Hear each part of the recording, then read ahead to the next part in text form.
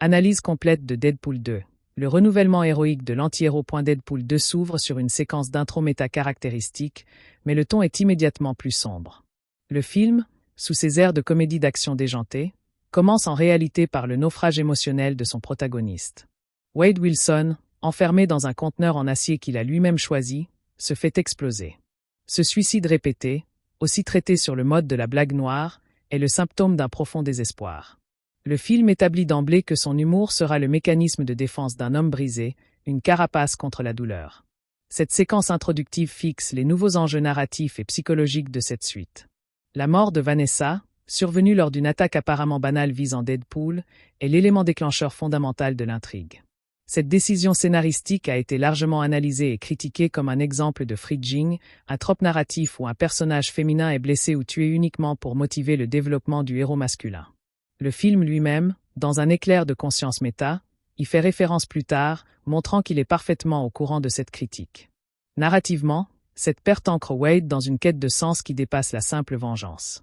Elle brise la famille parfaite qu'il venait à peine de reconstituer, le rejetant à nouveau dans un état d'errance existentielle. L'incarcération de Deadpool dans le complexe de l'X-Men, la Maison des X, est une étape cruciale de son cheminement. Elle symbolise son statut d'anti-héros incontrôlable que même les marginaux des X-Men peinent à gérer. Ses interactions avec Colossus et Negasonic Teenage Warhead sont essentielles. Colossus incarne la vision idéaliste et moralisatrice du héros, une figure paternelle rigidement morale que Deadpool s'évertue à ridiculiser mais qui, en réalité, représente un idéal auquel il aspire secrètement. Cette relation conflictuelle mais fondée sur un respect mutuel est le cœur comique et émotionnel de la dynamique avec les mutants. L'introduction de Russell, alias Firefist, est le pivot narratif qui relie les arcs de tous les personnages. Ce jeune mutant maltraité et en colère est un miroir déformé de Wade. Il représente ce que Wade aurait pu devenir sans Vanessa, une boule de rage pure, sans ancrage affectif. La mission de sauver Russell de lui-même et des autres devient pour Deadpool un substitut à sa propre rédemption, une manière de donner un sens à la mort de Vanessa en protégeant un enfant et en brisant un cycle de violence. L'orphelinat des sexes, avec son directeur sadique, est une allégorie des systèmes d'oppression qui créent des vengeurs. L'arrivée de Cable, voyageur temporel cyborg, apporte une dimension de thriller de science-fiction et un antagoniste de poids. Interprété avec une gravité granitique par Josh Brolin, Cable est l'anti-Deadpool par excellence. Sérieux, calculé, mission focused. Sa motivation est pourtant profondément humaine et émotionnelle. Sauver sa famille dans le futur en éliminant la source de leur mort, Russell devenu adulte. Ce conflit crée une tension narrative fascinante où aucun des deux hommes n'a objectivement tort, seulement des perspectives temporelles et des méthodes radicalement opposées. Cable incarne la logique implacable des conséquences à long terme, tandis que Deadpool défend le potentiel de changement et de rédemption dans l'instant présent. Le processus de recrutement de la X-Force est l'un des sommets comiques du film et une déconstruction magistrale des séquences de montage d'équipe omniprésentes dans le genre super-héros.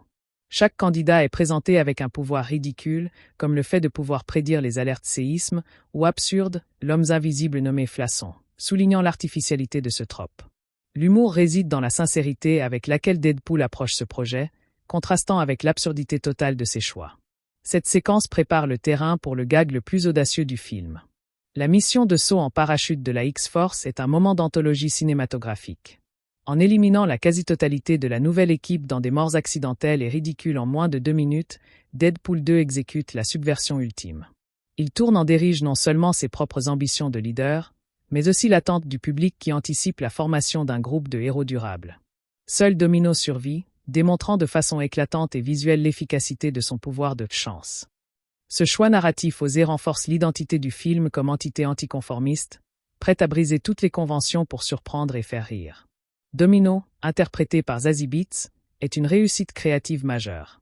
Son pouvoir, souvent considéré comme impossible à filmer, est mis en scène avec une inventivité constante. La chance n'est pas présentée comme une magie abstraite, mais comme une série d'événements en chaîne extrêmement improbables qui tournent à son avantage. Lors de la poursuite en camion, chaque rebond, chaque objet qui tombe, chaque réaction en chaîne semble chorégraphiée par la fortune elle-même. Elle représente la grâce sous pression, une forme de fluidité que Deadpool, malgré sa régénération, ne possède pas. Elle est le contraste parfait à sa maladresse chaotique. La relation qui se développe entre Deadpool et Cable est le moteur dramatique principal de la seconde moitié du film. D'un antagonisme pur, elle évolue vers une forme de respect puis de coopération forcée. Cable, l'homme du futur, est constamment déstabilisé par l'humour absurde et l'imprévisibilité totale de Deadpool.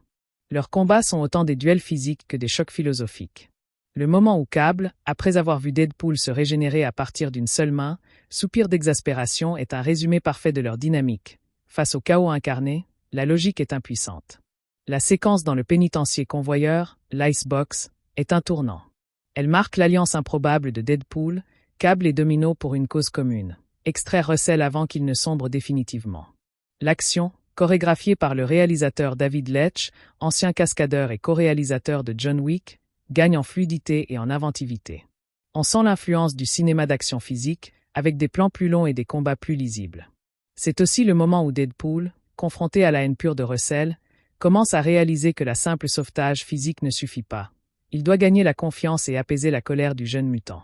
Le face-à-face final à l'orphelinat d'Essex est l'apogée des thèmes du film. Juggernaut, littéralement une force de la nature inarrêtable, sert de menace de niveau supérieur qui force l'union des forces. La confrontation n'est pas seulement physique, c'est un affrontement entre le passé traumatique, Russell, le présent chaotique, Deadpool, et le futur déterminé, Cable. La décision de Deadpool de se sacrifier pour sauver Russell en l'entourant de son corps lors de l'explosion est l'acte le plus héroïque et le plus inattendu qu'il ait jamais posé. C'est la culmination de son arc de rédemption. Il passe de l'homme qui voulait mourir pour lui-même à l'homme qui choisit de mourir pour sauver un autre. La mort de Deadpool, aussi temporaire soit-elle, est traitée avec un surprenant degré d'émotion. Ses dernières pensées vont à Vanessa, et son décès permet une rencontre onirique avec elle dans les limbes. Cette séquence, visuellement différente du reste du film, offre une conclusion douce amère à son deuil. Elle lui donne la paix et la permission de continuer à vivre.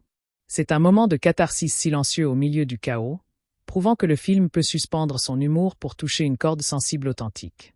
L'utilisation du voyage dans le temps par Cable, avec les derniers jus de son dispositif temporel, est la clé de voûte narrative et émotionnelle. En revenant quelques minutes en arrière pour sauver Deadpool et Vanessa, Cable accomplit plusieurs choses cruciales. Il brise le cycle de violence qui aurait fait de Russell un meurtrier, il sauve la vie de son futur allié, et surtout, il répare la blessure originelle de Wade. Symboliquement, Cable offre à Deadpool la famille qu'il a perdue, accomplissant sa propre rédemption en permettant celle des autres. Ce geste altruiste transforme définitivement Cable d'antagoniste en héros. Les scènes post-génériques de Deadpool 2 sont légendaires pour leur audace métanarrative. Elles ne se contentent pas de teaser une suite. Elles réécrivent littéralement le film lui-même et l'histoire plus large de la Fox. La réparation de la ligne temporelle par Deadpool avec le dispositif de Cable est un prétexte pour une série de gags vengeurs et autoréférentiels. L'assassinat de Ryan Reynolds lui-même, alors qu'il lit le script de Green Lantern, est l'apothéose de l'autodérision du personnage et de l'acteur. C'est une déclaration d'indépendance créative et une purge des erreurs passées. La scène où Deadpool sauve Peter, Rob Delaney, le membre normal de la X-Force, est un moment de pure tendresse absurde. Elle montre que sous le cynisme, Deadpool a une loyauté féroce envers ceux qu'il estime, même les plus improbables. La dernière scène, où il utilise le dispositif temporel pour tirer sur son alter ego de X-Men Origins, Wolverine, est un acte de purification canonique. C'est la promesse que ce personnage ne sera plus jamais maltraité comme il l'a été dans cette incarnation Oni, et un clin d'œil aux fans qui ont réclamé cette rédemption pendant des années. L'humour méta de Deadpool 2 fonctionne à plusieurs niveaux. Il y a les références à la culture pop immédiate, comme les clins d'œil à Frozen, Basic Instinct ou Yentl. Il y a les blagues internes à l'univers Marvel et à la Fox, les critiques répétées envers les X-Men, les remarques sur la calvitie de Professeur X, la lecture du script de Green Lantern. Et il y a la critique des conventions du genre super-héros lui-même, le recrutement d'équipe, la mort de la petite amie, le sacrifice héroïque, les voyages dans le temps. Le film réussit le tour de force de participer au genre tout en le moquant sans relâche, créant une expérience unique de complicité avec le public. La performance de Ryan Reynolds est l'âme du film. Il incarne Wade Wilson avec une énergie frénétique, mais parvient à injecter des moments de vulnérabilité sincère qui rendent le personnage attachant malgré ses excès. La façon dont il alterne entre une débauche verbale et un regard empli de douleur est ce qui empêche Deadpool de n'être qu'un simple clown. Josh Brolin apporte la rigueur nécessaire à Cable, jouant la dichotomie entre le soldat impitoyable et le père aimant avec conviction. Zazie Beetz vole pratiquement chaque scène où elle apparaît avec un charisme et une aisance qui rendent le pouvoir de Domino crédible et fascinant. La réalisation de David Leitch marque une nette évolution par rapport au premier film. L'action est plus élaborée, plus lisible, avec des séquences comme la poursuite du convoi qui ont une géographie claire et un impact physique. Letch utilise son expérience de chorégraphe de combat pour donner du poids aux affrontements, même dans un contexte comique. Le film est aussi plus ambitieux visuellement, avec une palette de couleurs plus variées et des décors plus impressionnants, comme le complexe de l'orphelinat Essex ou les paysages glacés de l'Icebox. La bande-son de Deadpool 2 joue un rôle actif dans la narration et l'humour. Le choix de All Out of Love de Air Supply pendant la scène de suicide introductive est un contrepoint hilarant et morbide. Tomorrow de la comédie musicale Annie devient l'ironique hymne des moments désespérés de Deadpool. Et bien sûr, l'utilisation de Take On Me de A.A. dans la version Super Duper Cut, pendant le montage des morts de la X-Force est une inspiration comique parfaite, associant une mélodie entraînante à des images grotesques. Les thèmes de famille et de rédemption sont les fils conducteurs émotionnels. La famille biologique est souvent source de traumatisme, pour Russell, pour Cable qui perd la sienne. La famille choisie, en revanche, est un salut. La famille que Deadpool tente de construire avec la X-Force est un échec comique, mais celle qui émerge organiquement de l'aventure, lui, Domino, Cable, Colossus, Negasonic et même le modeste Peter est authentique. C'est cette famille d'inadaptés et de marginaux qui lui offre un nouveau but, remplaçant la cellule perdue avec Vanessa. Le traitement de la violence dans Deadpool 2 est aussi un commentaire sur son personnage principal. La violence est extrême, cartoon et souvent comique, les membres sectionnés, les explosions, les impacts balistiques. Mais elle est aussi montrée avec des conséquences, notamment dans la mort de Vanessa, brève et choquante de réalisme. La violence de Russell est présentée comme le résultat direct d'abus et de négligence, une colère mal canalisée. Et la violence de Cable est froide, professionnelle, et motivée par l'amour. Le film joue sur ces registres pour éviter que l'action ne devienne purement décorative. Le personnage de Firefist soulève des questions intéressantes sur la nature du pouvoir et la responsabilité. Russell n'est pas un méchantiné. C'est une victime du système, un enfant dont le pouvoir mutant s'est éveillé dans un contexte de cruauté. Son potentiel de devenir un monstre est directement lié à son traitement. Deadpool, en refusant de le tuer et en cherchant à le sauver, rejette la logique pragmatique et fataliste de Cable pour une logique plus risquée mais humaine, celle du pardon et de la seconde chance. C'est une position éthique que le film défend malgré les complications narratives. La polémique autour de la fridging de Vanessa mérite une analyse nuancée. D'un côté, le film tombe effectivement dans ce piège narratif en utilisant la mort d'un personnage féminin bien développé comme moteur pour le héros masculin. De l'autre, il tente, notamment via le voyage dans le temps final, de réparer cette blessure narrative et de restaurer l'agence du personnage. Vanessa, dans la scène restaurée, participe activement à la mission et est présentée comme l'égale de Wade en matière de compétences et de détermination. Le film montre une certaine conscience de ses propres défauts sans pour autant les éviter totalement. La version Super Duper Cut, ou version non censurée, ajoute des scènes qui approfondissent certains moments. L'extension de la séquence du saut en parachute, avec des morts encore plus absurdes, renforce le gag. La scène supplémentaire entre Wade et Vanessa au début étoffe leur relation et rend sa perte peut-être plus palpable. Ces ajouts, tout en étant principalement comiques, offrent une expérience légèrement différente et plus exhaustive pour les fans, soulignant l'importance du montage dans le ton d'un film comme Deadpool 2. Le film est également un commentaire sur la célébrité et l'identité de Ryan Reynolds. Deadpool brise constamment le 4e mur pour faire référence à la carrière de Reynolds, à ses échecs passés, Green Lantern, et à ses succès. Cette fusion entre l'acteur et le personnage est une partie essentielle de l'alchimie du film. Le public ne voit pas seulement Deadpool, il voit Ryan Reynolds jouant délibérément avec sa propre image publique, expiant ses films ratés et célébrant son rôle signature. Cette métatextualité unique est un facteur clé de l'attachement du public au personnage. L'intégration dans l'univers Marvel plus large, alors encore propriété de la Fox, est gérée avec un humour désinvolte. Les X-Men sont présents mais en arrière-plan, traités comme des colocataires ennuyeux ou des figures d'autorité. Les références au MCU sont déjà présentes, une blague sur Thanos, l'acteur Josh Brolin jouant 2 méchants Marvel simultanément, préparant le terrain pour l'intégration future officielle.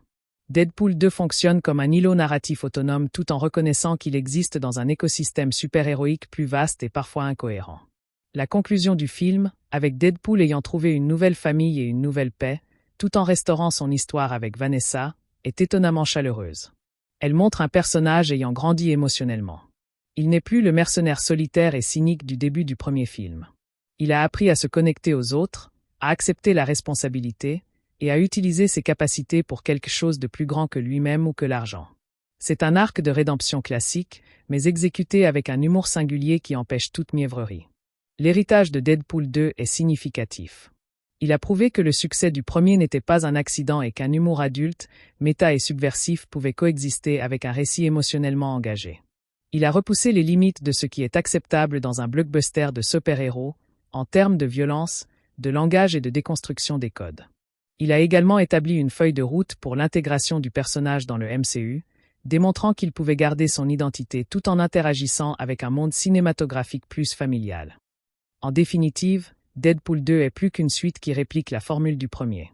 C'est un film qui prend le risque d'approfondir son protagoniste, de lui donner une véritable arc émotionnel centré sur le deuil et la fondation d'une nouvelle famille.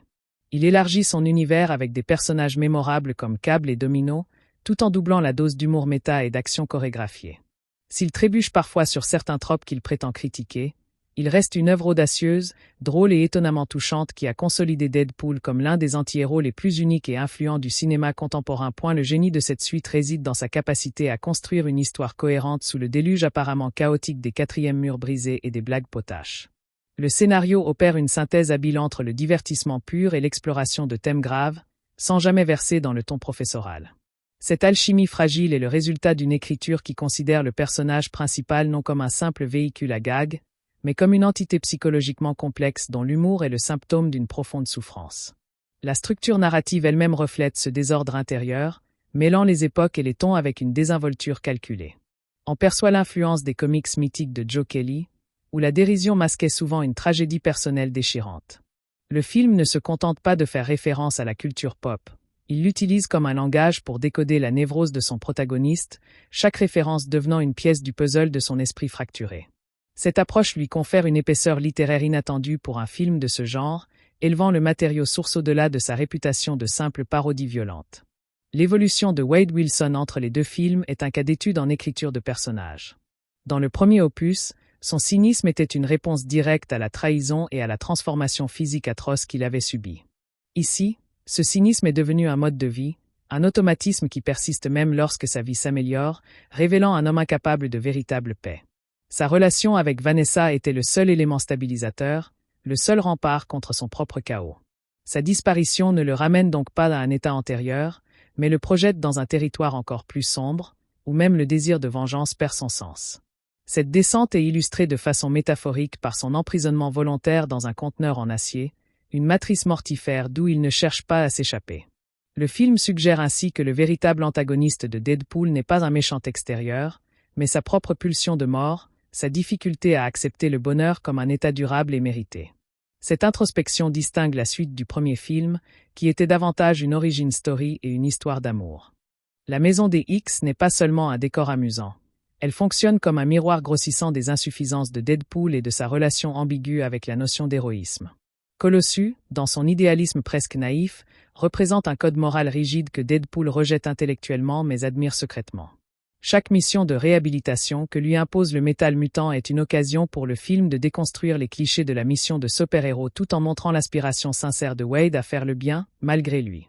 Negasonic Teenage Warhead et son ami Yukio, quant à elle, incarnent une nouvelle génération de mutants, plus désinvolte et connectée, avec laquelle Deadpool entretient une relation de frère aîné exaspérant mais fondamentalement bienveillant. Cet écosystème mutant sert de famille de substitution dysfonctionnelle, une préfiguration de la X-Force à venir. La présence minimaliste des autres X-Men, souvent réduite à des silhouettes ou des plaisanteries, renforce l'idée que Deadpool évolue en marge de ce monde, un fantôme moqueur dans les couloirs d'une institution qu'il ne respecte pas mais dont il a besoin. La caractérisation de Russell Collins, alias Firefist, est cruciale pour ancrer le film dans une certaine réalité sociale, aussi déformée soit-elle par le prisme du super-héros. L'orphelinat des sexes n'est pas seulement un repère de méchants. Il symbolise l'échec systémique à protéger les plus vulnérables et la manière dont ces institutions peuvent devenir des machines à produire de la rage. Le directeur est un portrait glaçant de la banalité du mal, caché derrière une façade de rigorisme éducatif. La colère de Russell n'est pas présentée comme une malédiction mutante, mais comme une conséquence logique et humaine des abus subis. En faisant de ce jeune homme en surpoids et socialement marginalisé le point de convergence des destins de Cable et Deadpool, le film propose une réflexion sur la responsabilité des générations précédentes envers les suivantes. Russell est le fils que ni Cable ni Deadpool n'ont eu, mais aussi le monstre qu'ils pourraient chacun créer par négligence ou par excès de zèle. Cable est bien plus qu'un antagoniste physique, il est l'incarnation du trauma temporel. Son corps cybernétique et son arsenal futuriste sont les stigmates physiques d'une vie de combat, mais sa motivation est archaïque et universelle, la protection du nid. Le film évite astucieusement de trop détailler son passé, préservant son mystère et sa dimension de force naturelle. Sa méthodologie, implacable et préventive, pose une question éthique centrale. Est-il juste de tuer un enfant pour sauver des millions de vies futures, dont celle de sa famille? Cette problématique, digne d'un dilemme de science-fiction classique, est traitée avec le sérieux qu'elle mérite, créant un contraste puissant avec les pitreries de Deadpool. La performance de Josh Brolin communique un monde de douleur et de lassitude derrière chaque regard, faisant de Cable un personnage tragique bien avant qu'il ne devienne un allié. Son arc, qui le mène d'un déterminisme froid à l'acceptation du changement et du pardon, est le contrepoint parfait à celui, plus désordonné, de Wade. La séquence de recrutement de la X-Force est une masterclass de satire cinématographique. Elle ne se moque pas seulement des films de super-héros, mais aussi des processus de casting et de la fascination du public pour les pouvoirs spectaculaires. Chaque candidat présenté, avec sa fiche d'identité vidéo, parodie les tropes du genre, le héros trop sérieux, Shatterstar, le mystérieux silencieux, Flasson, le dur incontrôlable, le pieux. L'humour naît du décalage entre la présentation emphatique de ces personnages et leur utilité narrative ultérieure, qui est nulle. Ce gag prolongé est une déclaration d'intention artistique. Deadpool 2 refuse de suivre les règles établies, même celles qu'il semble mettre en place. C'est aussi un commentaire sur la nature éphémère de la célébrité dans l'univers cinématographique, où des personniques peuvent être introduits et éliminés en un clin d'œil, au gré des besoins scénaristiques. L'exécution, littérale, de la X-Force lors du saut en parachute reste l'un des moments les plus audacieux de l'histoire récente du blockbuster. Son impact comique provient d'un savant mélange de surprise, d'absurdité et de violence cartoon. La mort de chacun des membres, scrupuleusement chorégraphiée et filmée avec le même sérieux que des scènes d'action héroïques, est une violation délibérée du contrat implicite avec le spectateur. Nous sommes conditionnés à voir une équipe se former et triompher. Ici, elle est anéantie par la maladresse et la malchance avant même d'avoir combattu. Cette subversion totale sert plusieurs objectifs narratifs. Elle renforce l'isolement de Deadpool, elle met en valeur le pouvoir unique de Domino de la manière la plus spectaculaire qui soit, et elle maintient le film dans un état d'imprévisibilité permanente. C'est un rappel que dans l'univers de Deadpool, la seule constante est le chaos. Domino incarne une philosophie narrative à elle toute seule. Son pouvoir, la chance, est une métaphore de l'écriture scénaristique elle-même, où les coïncidences et les rebondissements improbables servent l'intrigue. Le film a l'intelligence de rendre ce pouvoir visuel et dynamique, évitant l'écueil d'un concept trop abstrait. Chaque séquence où elle est présente devient un ballet d'événements fortuits où les objets, les adversaires et l'environnement semblent conspirer en sa faveur. Cela ne la rend pas invulnérable, mais invincible dans le sens où elle suit le flux du récit.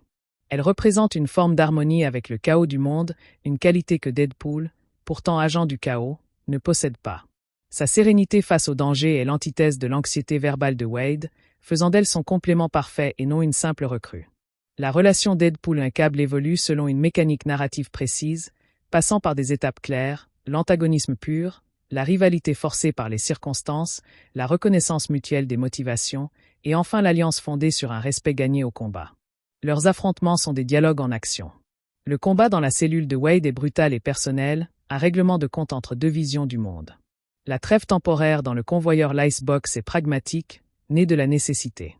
Le moment pivot se produit lorsque Cable, témoin du sacrifice de Deadpool pour Russell, comprend que sa prédiction du futur n'était pas une fatalité mais un avertissement. La capacité de Wade à inspirer ce changement de perspective chez l'homme le plus inflexible est sa plus grande victoire morale. Leur dynamique est au cœur du thème de la paternité et de la rédemption qui traverse tout le film. Le sacrifice de Deadpool, s'enroulant autour de Russell pour absorber l'explosion, est une image d'une puissance symbolique rare. C'est l'acte ultime de protection, la création d'un bouclier humain charnel contre les conséquences de la haine. Visuellement, il évoque une naissance inversée ou une étreinte mortelle, résumant toute l'ambiguïté de leur relation. Ce n'est pas un sacrifice héroïque fait pour la gloire, mais un geste désespéré d'amour paternel, la seule chose que Deadpool puisse encore offrir. Sa mort qui suit, malgré le ton humoristique des derniers mots, est traitée avec une gravité sincère. La séquence dans les limbes avec Vanessa est la récompense émotionnelle du personnage, un moment de paix absolue et de réconciliation qui lui avait été refusé dans la vie. Le film prend ici un risque tonal considérable, et le réussit, prouvant qu'il peut soutenir une émotion pure sans le filet de la dérision. Le voyage dans le temps final n'est pas un simple reset narratif commode. C'est l'aboutissement des arcs de Cable et de Deadpool, et une réflexion sur la possibilité du pardon et de la seconde chance. Cable, en sacrifiant son unique opportunité de retourner vers sa famille, choisit de réparer le présent pour créer un futur meilleur plutôt que de sauver le sien propre. C'est un acte d'une immense abnégation et d'une maturité héroïque. En sauvant Vanessa, il offre à Deadpool le pardon qu'il ne pouvait pas s'accorder lui-même. Ce geste transforme la relation des deux hommes d'une alliance de circonstances en un lien fraternel indéfectible. La scène où Cable remet la photo de sa famille à Wade est d'une simplicité et d'une beauté remarquables, reliant les deux quêtes familiales de manière concrète et touchante. Les scènes post-génériques transcendent le concept de simple teaser. Elles constituent un épilogue métanarratif qui redonne le pouvoir créatif aux personnages et, par extension, aux cinéastes et aux fans. Chaque correction temporelle effectuée par Deadpool est un commentaire sur l'histoire cinématographique du personnage ou sur la carrière de Ryan Reynolds. L'assassinat de la version X-Men Origins, Wolverine est un acte de purification canonique, une promesse que cette incarnation sera ignorée à jamais. La sauvegarde de Peter est un acte de fidélité envers le seul membre de sa team qui y croyait vraiment, un hommage au Évriman. Le meurtre de Ryan Reynolds lisant le script de Green Lantern est l'autocritique ultime, un exorcisme public qui clôt définitivement ce chapitre honni. Ces scènes affirment que Deadpool, désormais, contrôle son propre destin narratif. L'humour méta fonctionne comme un système de défense immunitaire pour le film. En critiquant constamment ses propres choix scénaristiques, la fridging, les clichés de super-héros, les plot holes potentiels, il désamorce par avance les critiques extérieures. Cette stratégie crée une complicité unique avec le spectateur, qui est pris à partie et traité comme un complice intellectuel. Les références vont du plus obscur, les comics de Cable et Deadpool, au plus grand public, Frozen, Basic Instinct, créant des niveaux de lecture multiples. Cet humour n'est pas gratuit. Il sert à maintenir la cohérence du personnage, dont l'essence même est la conscience d'être une fiction. Cela permet au film d'aborder des sujets graves sans jamais devenir pontifiant ou mélodramatique. La réalisation de David Leitch imprime une signature visuelle distincte de celle de Tim Miller sur le premier film. L'action est plus lisible, avec une géographie spatiale claire et un impact physique tangible, héritage de la carrière de cascadeur et chorégraphe de Leitch. La séquence du convoyeur est un modèle du genre, mêlant différents registres de combat, tir, corps à corps, utilisation de l'environnement, dans un flux continu. Le choix des plans, souvent plus larges et plus longs, permet d'apprécier la chorégraphie et les performances physiques des acteurs. Le film exploite aussi mieux les décors, comme les néons glauques de l'orphelinat ou le minimalisme froid de l'Icebox, pour créer des ambiances fortes qui soutiennent les émotions des scènes. La bande-son est un personnage à part entière, participant activement à l'humour et au pathos. Le contraste entre la violence des images et la douceur sirupeuse des ballades des années 80, All Out of Love, T'es qu'on me, crée un humour par décalage qui est une marque de fabrique de la franchise. L'utilisation de Tomorrow lors des tentatives de suicide ratées de Deadpool est un chef-d'œuvre d'ironie noire, associant l'espoir naïf d'une comédie musicale à un acte de désespoir absolu. Ces choix musicaux ne sont jamais aléatoires, ils révèlent l'état d'esprit du personnage ou commandent de manière sarcastique l'action, renforçant ainsi la subjectivité du point de vue de Deadpool sur son propre récit. Les thèmes de la famille et de la rédemption sont inextricablement liés. La famille biologique est systématiquement présentée comme défaillante, les parents de Russell, la famille perdue de Cable, ou inaccessible, l'enfant que Wade et Vanessa n'auront pas. La famille choisie, en revanche, devient le véhicule du salut. Elle ne se décrète pas, l'échec de la X-Force le prouve, mais émerge organiquement du partage d'épreuves et de valeurs. La petite équipe qui se reconstitue à la fin en Deadpool, Vanessa, Cable, Domino, Colossus, Negasonic, Yukio et Peter est une collection de marginaux et de cassés qui ont trouvé dans leur lien mutuel une raison de continuer à se battre. Cette conclusion est profondément humaniste et constitue la véritable victoire du film, bien au-delà de la défaite du Juggernaut. La violence, omniprésente, est stylisée de manière à servir des objectifs précis. La violence cartoon de Deadpool, découpage, tir à bout portant, renforce son statut d'être immortel et désinvolte et minimise l'impact émotionnel réel pour le spectateur. La violence de Cable est froide, précise, militaire, elle vise à être efficace et à distance.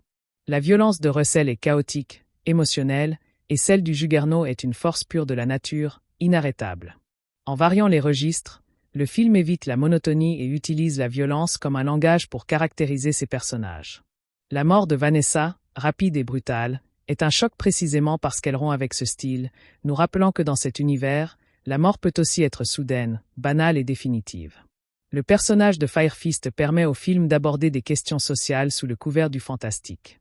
Son obésité et son statut d'orphelin en font une cible facile pour les brimades, et ses pouvoirs sont le résultat direct de la répression de sa colère. Le film évite soigneusement d'en faire une victime passive ou un ange vengeur.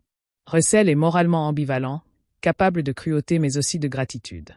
Son lien avec Deadpool est fondé sur la reconnaissance d'une souffrance commune, celle d'être des monstres physiques rejetés par le monde. La décision finale de Wade de lui offrir une chance plutôt que de le juger est un rejet du manichéisme, une acceptation de la complexité humaine qui est au cœur de la philosophie du personnage. La polémique de la Fridging est intéressante car le film semble à la fois en être coupable et en faire la critique. La mort de Vanessa est effectivement le catalyseur de l'intrigue, un trope bien rodé. Cependant, le film donne à Vanessa une agency dans les flashbacks et dans la scène restaurée du voyage dans le temps, où elle se révèle compétente, rusée et déterminée. De plus, l'arc de Deadpool n'est pas tant de la venger que de comprendre son deuil et de trouver un nouveau but, ce qui passe par sauver Russell et non par tuer son assassin. La restauration finale de Vanessa via le voyage dans le temps peut être vue comme une réparation narrative, une admission que sa mort était peut-être une erreur dramatique trop conventionnelle pour un film aussi peu conventionnel. Le débat reste ouvert, mais il montre que le film a provoqué une réflexion au-delà de ses murs. La version Super Duper Cut offre un aperçu fascinant du processus créatif. Les scènes ajoutées, souvent coupées pour des raisons de rythme, approfondissent les personnages secondaires, comme le membre de la X-Force, Phantom, ou poussent les gags plus loin, les morts supplémentaires du saut en parachute. Cette version est plus une curiosité pour les fans qu'une amélioration substantielle, mais elle souligne la richesse du matériau tourné et la difficulté de trouver le ton parfait entre l'émotion et l'excès. Elle confirme aussi l'engagement des créateurs envers leur public, offrant une expérience alternative qui célèbre l'aspect débridé de la franchise. La fusion entre Ryan Reynolds et Deadpool est désormais totale, au point qu'il devient impossible de dissocier l'acteur du rôle. Le film utilise cette symbiose pour explorer des thèmes de célébrité, d'échec et de rédemption personnelle. Les blagues sur Green Lantern, The Proposal ou la carrière de Reynolds ne sont pas de simples pointes. Elles sont constitutives du mythe Deadpool, un personnage né des cendres des échecs professionnels de son interprète. Cette métatextualité crée un niveau de lecture unique où la fiction et la réalité se nourrissent l'une l'autre, renforçant l'authenticité du projet. Reynolds ne joue pas Deadpool. Il est Deadpool, avec tout le bagage autobiographique que cela comporte. Le positionnement du film dans l'univers Fox pré-Disney est habile. Il existe en marge des X-Men, profitant de leur mythologie tout en se moquant de leurs incohérences narratives et de leurs prétentions. Les caméos de Xavier et des X-Men, réduits à des silhouettes ou des voix, sont à la fois un cadeau aux fans et une blague sur les limites budgétaires et les droits des personnages. Les références au MCU, Thanos, l'emploi du temps de Josh Brolin, sont des clins d'œil anticipatifs à l'intégration future. Deadpool 2 se présente ainsi comme une entité autonome et consciente, capable de naviguer entre les différents empires cinématographiques sans perdre son identité. La conclusion du film est étonnamment optimiste et mature. Deadpool a trouvé une forme de paix familiale, non pas en effaçant son passé douloureux, mais en l'intégrant et en construisant de nouveaux liens sur ses fondations. Il a appris à canaliser son chaos vers un but protecteur. La dernière scène, en apparence une simple blague méta, est en réalité une affirmation de souveraineté créative. En réparant les erreurs du passé cinématographique, Deadpool s'arroge le droit de définir sa propre légende. Cette fin ouverte, pleine d'espoir et de possibilités, était le seul dénouement possible pour un personnage dont l'essence est le refus des limites narratives et morales. L'héritage de Deadpool 2 est double. Sur le plan commercial, il a prouvé la viabilité massive d'un blockbuster résolument adulte et subversif. Sur le plan artistique, il a démontré qu'un film de super-héros pouvait être à la fois une satire mordante du genre et un exemple réussi de ce même genre, explorant des thèmes universels avec sincérité. Il a préparé le terrain pour Deadpool et Wolverine en affinant la formule, en introduisant des dynamiques relationnelles complexes et en établissant un ton qui peut accueillir d'autres grands personnages de Marvel sans les diminuer. Le film reste un jalon, une preuve que l'audace et l'intelligence peuvent prospérer au sein du système très formaté du cinéma de super-héros. En somme, Deadpool 2 est une œuvre riche et ambitieuse qui réussit le pari périlleux de développer son anti-héros sans le domestiquer. Il approfondit les émotions, élargit l'univers, intensifie l'action et affine l'humour, le tout en maintenant une cohérence interne remarquable. Entre les éclats de rire et les séquences d'action virtuoses, il offre une réflexion sur le deuil, la paternité, la rédemption et la construction de liens familiaux dans les décombres de vies brisées. C'est cette profondeur cachée, Cette capacité à faire coexister le trivial et l'essentiel, qui fait de ce film bien plus qu'une simple suite comique et qui assure sa place durable dans le panthéon des œuvres super-héroïques les plus inventives et les plus personnelles. Le film instaure d'emblée un dialogue complexe avec son public en jouant sur la dissonance entre le ton familier de Deadpool et la gravité de ses actions, notamment son suicide répété traité avec une froideur qui contraste avec l'extravagance verbale habituelle du personnage.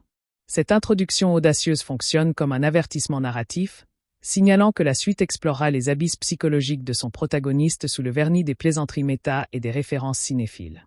Le conteneur en acier devient une métaphore de son isolement mental, une prison auto-imposée où il tente de contrôler par la destruction physique la douleur émotionnelle qui le consume après la perte de Vanessa. Cette séquence révèle une dimension presque existentialiste du personnage, le montrant aux prises avec le néant et le non-sens, une problématique rare dans le cadre du blockbuster de super-héros. La bande-son choisie, une ballade sirupeuse des années 80, accentue ce décalage entre l'horreur de l'acte et le détachement mélancolique du protagoniste, créant un ton unique qui définit l'ambition du film. Et la mort de Vanessa, loin d'être un simple ressort dramatique, est traitée comme un événement dont les répercussions façonnent chaque facette de l'intrigue et de la psychologie de Wade Wilson, initiant une réflexion sur le deuil pathologique et les mécanismes de défense. Cette perte brutale brise l'équilibre précaire que le personnage avait trouvé à la fin du premier film, le rejetant dans une spirale autodestructrice où son immortalité devient une malédiction plutôt qu'un pouvoir. Le film explore subtilement les étapes du deuil à travers le comportement de Deadpool. Le déni par l'humour constant, la colère tournée contre lui-même et le monde, le marchandage avec son propre sacrifice, et finalement l'acceptation à travers l'acte rédempteur envers Russell. La critique du trope de la fridging est intégrée de manière intelligente lorsque le personnage lui-même y fait référence, démontrant une conscience autoréflexive qui n'excuse pas entièrement le choix mais le contextualise dans une tradition narrative dont le film cherche à s'émanciper partiellement. Vanessa reste une présence spectrale tout au long du récit, ses répliques et sa mémoire influençant les décisions de Wade, prouvant que son impact narratif va au-delà de sa simple fonction de catalyseur initial. La séquence d'incarcération à la Maison des X est riche en sous-textes sociologiques, présentant une microsociété mutant où Deadpool joue le rôle de l'élément perturbateur anarchiste face à l'institution normalisatrice. Colossus incarne une éthique super-héroïque traditionnelle, presque kantienne, où le devoir et le sacrifice sont des impératifs catégoriques, créant un contraste comique et philosophique permanent avec l'utilitarisme cynique de Wade. Negasonic Teenage Warhead et Yukio représentent quant à elles une nouvelle génération, désinvolte et émotionnellement intelligente, servant de pont entre ces deux extrêmes et permettant à Deadpool d'exprimer une forme de paternalisme non autoritaire. Les caméos d'autres X-Men, réduits à des ombres ou des voix, fonctionnent comme une critique méta de la gestion chaotique de cet univers cinématographique par la Fox, tout en ancrant le film dans un cadre reconnaissable pour les fans. Cet environnement devient un laboratoire où se teste la possibilité de rédemption de Deadpool, où ses actions sont constamment évaluées à l'aune d'un idéal héroïque qu'il prétend mépriser mais qu'il finit par incarner à sa manière idiosyncrasique.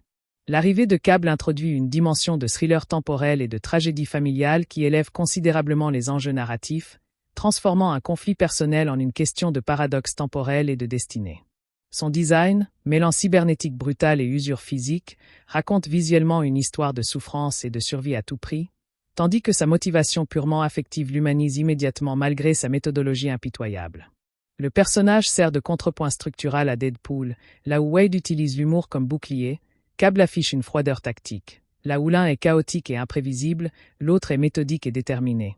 Pourtant tous deux sont mus par la perte et le désir de protéger leur famille. La performance de Josh Brolin communique une lassitude existentielle et une détermination inexorable qui font de Cable bien plus qu'un simple adversaire, un miroir déformé mais reconnaissable des propres obsessions de Deadpool.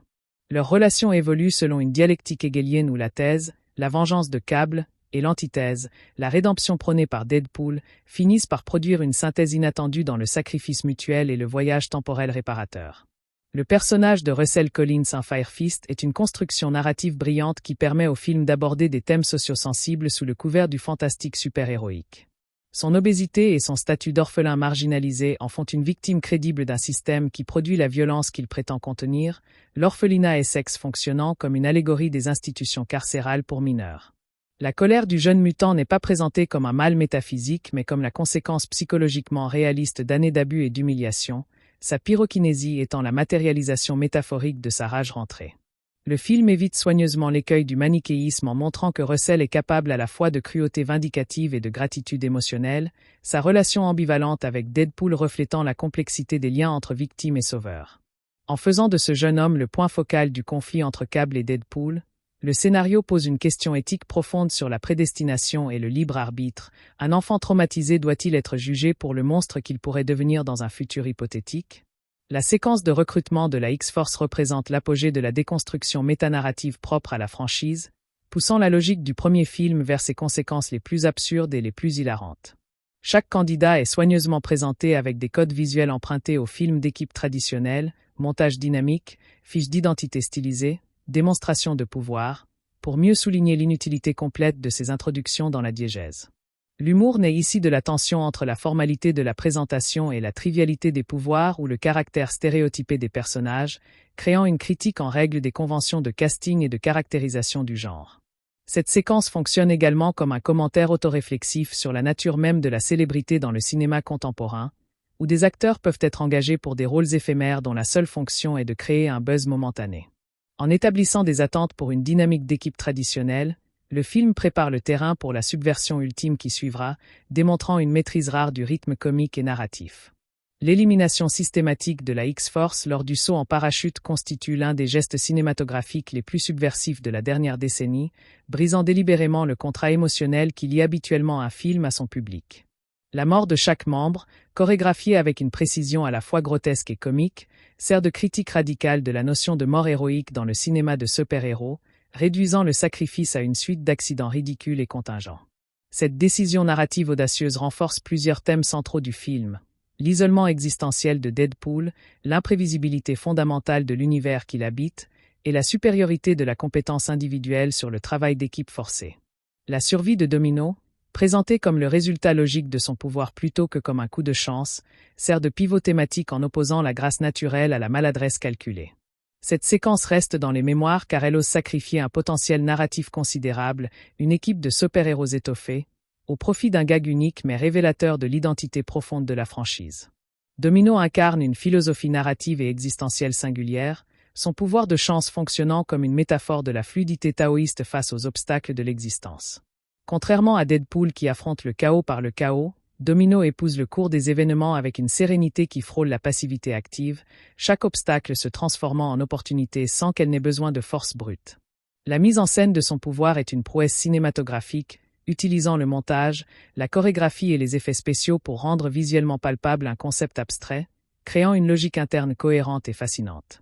Son personnage sert également de commentaire sur les stéréotypes de genre dans le cinéma d'action.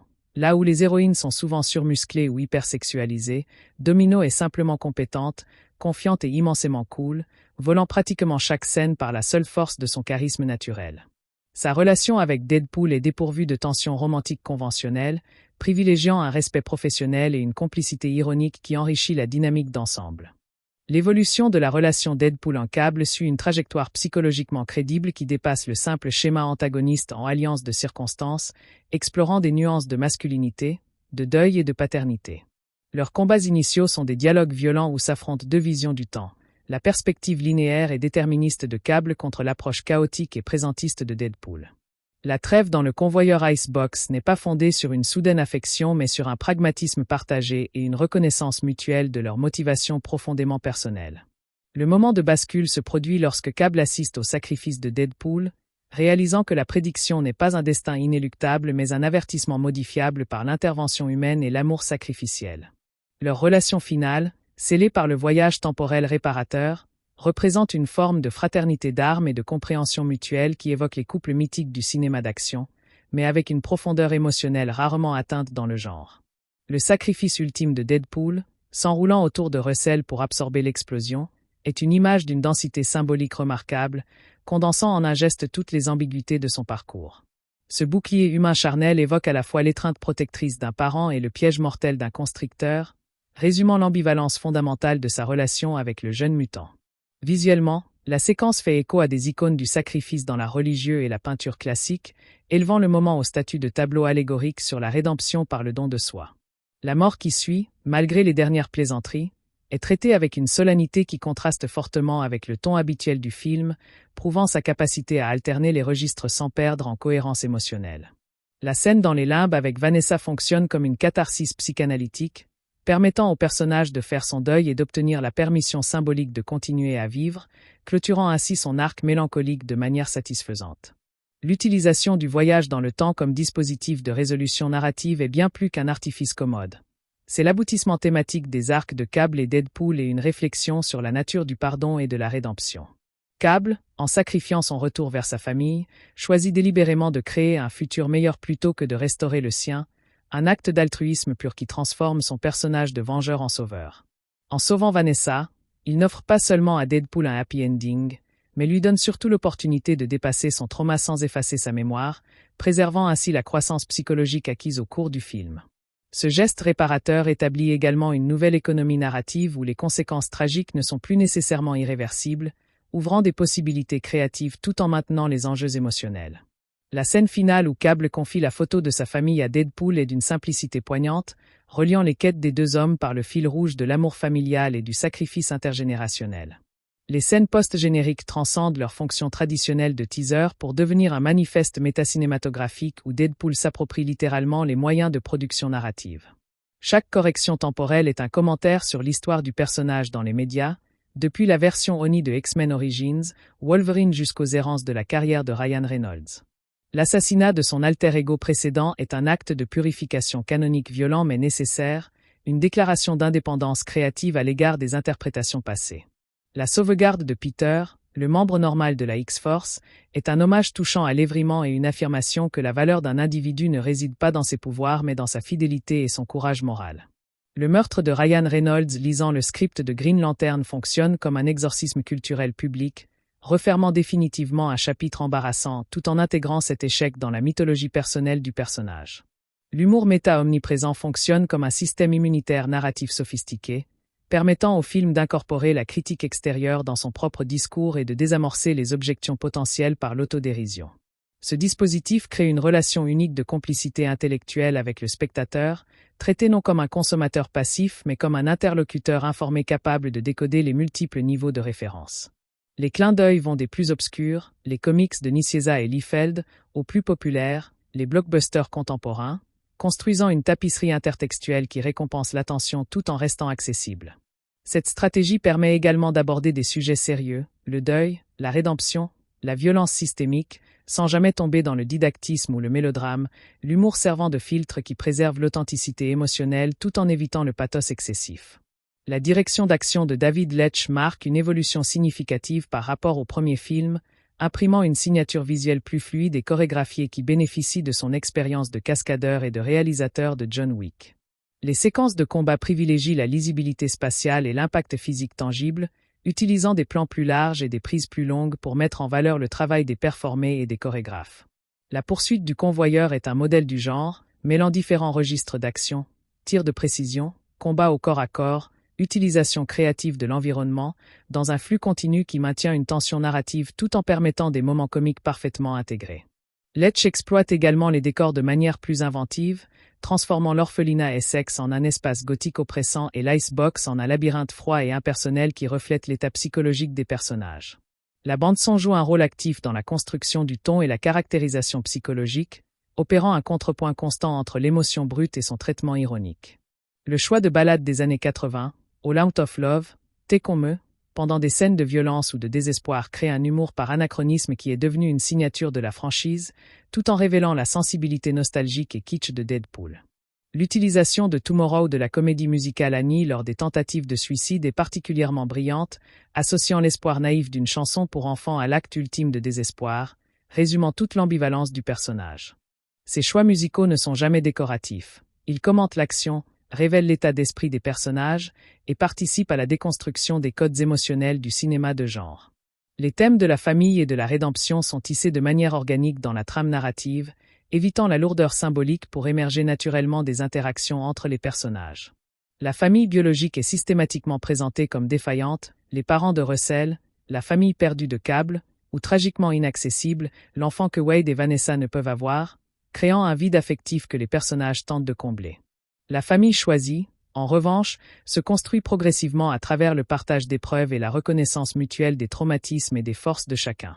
La petite communauté qui se forme à la fin du film, hétéroclite, dysfonctionnelle mais profondément loyale, représente une vision utopique de la famille comme refuge contre les aléas du monde, une réponse affective au chaos existentiel. Cette conclusion humaniste constitue la véritable victoire du film, bien au-delà de la défaite du Juggernaut ou la résolution des paradoxes temporels. Le traitement de la violence est différencié selon les personnages, servant à la fois de langage expressif et de commentaires sur leur psychologie respective. La violence de Deadpool, cartoon et exagérée, minimise son impact émotionnel réel et renforce son statut d'être désinvolte pour qui la douleur physique est devenue banale. La violence de Cable est froide, précise, utilitaire, reflétant sa formation militaire et sa focalisation obsessionnelle sur son objectif. La violence de Russell est chaotique, émotionnelle, incontrôlée, l'expression directe d'une rage longtemps réprimée. En variant ses registres, le film évite l'habituation du spectateur et utilise la violence comme un outil de caractérisation sophistiqué plutôt que comme une fin en soi. La mort de Vanessa, rapide, brutale et dépourvue de stylisation, sert de rappel choquant que dans cet univers, la mort peut être soudaine, banale et définitive, ancrant ainsi la fantaisie super-héroïque dans une réalité traumatique. Le personnage de Fire Fist permet d'aborder des questions sociales complexes sous le couvert du fantastique, transformant le film en une parabole sur les cycles de violence et la responsabilité sociétale envers la jeunesse marginalisée. Son parcours illustre la manière dont les institutions censées protéger les vulnérables peuvent devenir des machines à produire de la rage et du ressentiment, l'orphelinat Essex fonctionnant comme une micro-société autoritaire où la cruauté est institutionnalisée. Le film montre une compréhension fine des mécanismes psychologiques par lesquels la victimisation peut engendrer à son tour la victimisation d'autrui, sans pour autant excuser les actions de Russell. La relation ambivalente entre Deadpool et le jeune mutant explore la complexité des dynamiques sauveur-invictime, où le désir de rédemption peut se mêler à l'identification projective et où le sauvetage véritable implique de risquer sa propre destruction physique et morale. La controverse autour de la fridging de Vanessa est rendue complexe par la conscience autoréflexive dont fait preuve le film à l'égard de ce trope, créant un dialogue critique avec sa propre pratique narrative. Si la mort du personnage féminin sert effectivement de catalyseur à l'arc du héros masculin, le film donne à Vanessa une agency substantielle dans les flashbacks et la scène restaurée, la présentant comme l'égale de Wade en compétence et en détermination. Plus fondamentalement, l'arc de Deadpool n'est pas tant une quête de vengeance qu'un processus de deuil et de recherche de sens qui passe par le sauvetage de Russell plutôt que par la punition de son assassin. La restauration finale via le voyage temporel peut être interprétée comme une réparation narrative qui reconnaît les limites du trope tout en préservant la croissance émotionnelle du protagoniste, une solution ingénieuse mais qui ne résout pas entièrement les problèmes soulevés par le choix initial. La version Super Duper Cut offre un aperçu fascinant des choix de montage et de la richesse du matériau tourné, fonctionnant comme un document sur le processus créatif autant que comme une experience alternative. Les scènes ajoutées approfondissent généralement des moments comiques, les morts supplémentaires de la X-Force ou des personnages secondaires, les interactions avec Phantom, soulignant l'importance du rythme dans l'équilibre tonal du film. Cette version étendue confirme l'engagement des créateurs envers la cohérence interne de l'univers et leur désir de satisfaire la curiosité des fans les plus dévoués, tout en démontrant que les coupures initiales étaient probablement justifiées par des impératifs de dynamique narrative. Elle sert également de pont vers la culture des versions Director's Cut et des scènes supprimées, intégrant cette pratique dans l'écosystème métatextuel de la franchise. La symbiose entre Ryan Reynolds et Deadpool atteint dans ce film un niveau d'intégration sans précédent, l'acteur utilisant le personnage comme véhicule d'autocritique et de réinvention professionnelle. Les références à Green Lantern, The Proposal ou à la carrière de Reynolds ne sont pas de simples gags isolés mais participent à la construction d'un mythe personnel où l'échec commercial est transformé en matériau artistique et en lien authentique avec le public. Cette fusion entre la personne et le personnage crée un niveau de lecture autobiographique unique où la fiction devient le lieu d'un règlement de compte avec le passé professionnel et d'une affirmation de contrôle créatif. Reynolds ne se contente pas de jouer Deadpool, il performe sa propre relation avec Hollywood, l'échec et la célébrité, donnant au personnage une épaisseur existentielle qui dépasse le cadre de la simple adaptation de comics. Le positionnement du film dans l'univers cinématographique des X-Men à l'époque de la Fox est un exercice d'équilibre métatextuel remarquable, profitant de la mythologie existante tout en critiquant ses incohérences et ses limitations.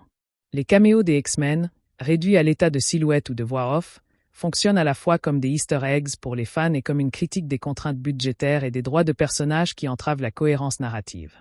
Les références au MCU, Les blagues sur Thanos, la double présence de Josh Brolin, anticipent intelligemment l'intégration future tout en maintenant une distance ironique. Deadpool 2 se présente ainsi comme une entité narrative autonome capable de naviguer entre les différents empires médiatiques sans perdre son identité subversive, préfigurant son rôle de passeur entre les ères Fox et Disney. La conclusion du film est étonnamment mature et optimiste, proposant une vision de la rédemption comme construction collective plutôt que comme transformation individuelle isolée. Deadpool trouve la paix non pas en effaçant son passé douloureux mais en l'intégrant à une nouvelle constellation relationnelle où sa douleur devient source d'empathie plutôt que de cynisme. La famille choisie qui se constitue à la fin représente une utopie relationnelle fondée sur la reconnaissance mutuelle des vulnérabilités et des forces, une réponse affective au chaos du monde.